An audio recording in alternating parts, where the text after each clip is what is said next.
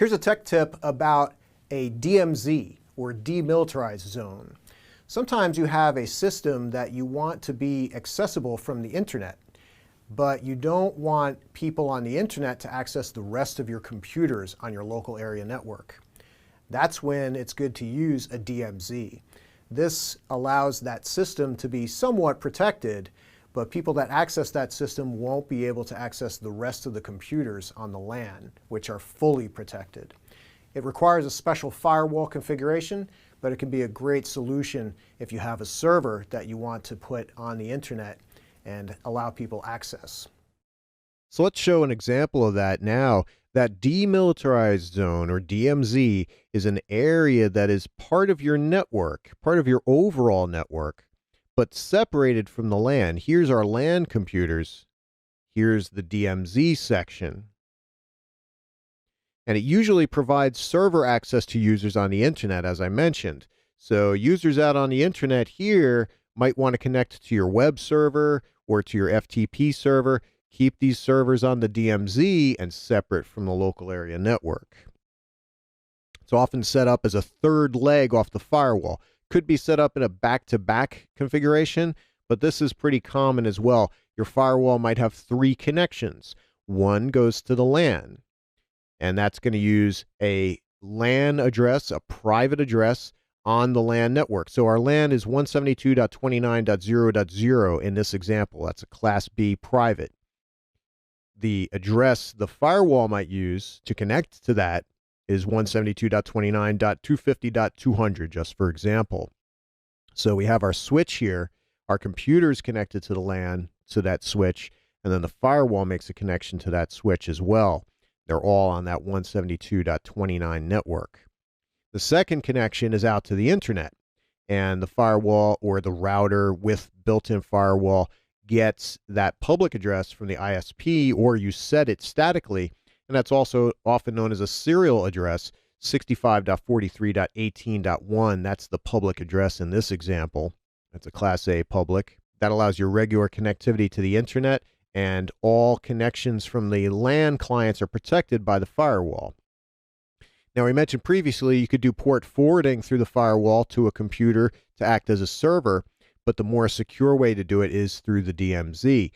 And so here's the third leg from the firewall, and we're keeping these physical connections separate. We have the LAN and the DMZ. And so the third connection goes to another switch on the DMZ section. This is separate from the LAN. It's kind of a halfway point between the internet and the LAN, really. And you have this using the Class C network, 192.168.100.0. That's just an example. That's just the IP we decided to use here. And the switch gets an IP address on that network, and so do the servers. And so does the firewall connection, and in this case, 192.168.100.200.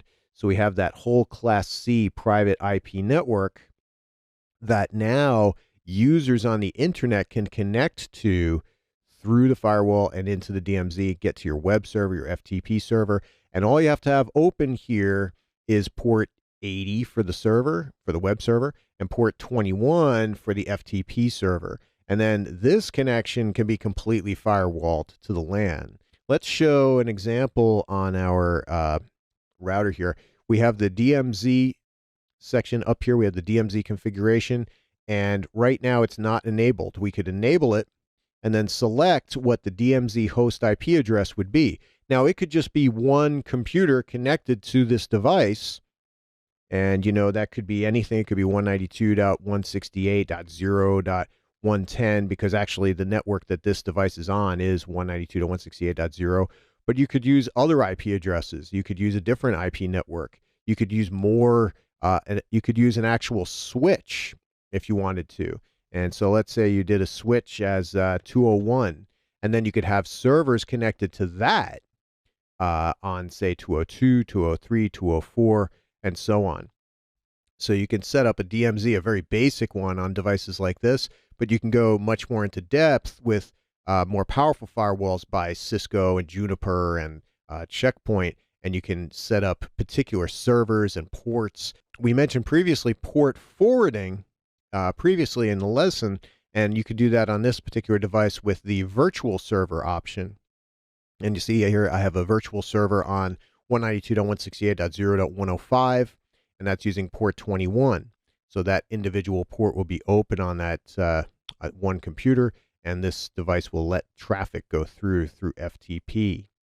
But again, the DMZ is a great way to do it, because then you could do an entire group of computers connected to one switch and have that act as a separate type of thing on your network. Even if you have one of these basic 4-port Soho routers, one port could go out to that switch, and then you apply that switch's IP address here, as long as it's a layer 3 switch. Otherwise, it could just be one computer that's doing all your server activity. I don't know if you're running FTP or web or email or games or downloads or who knows what, but that IP address would be applied here.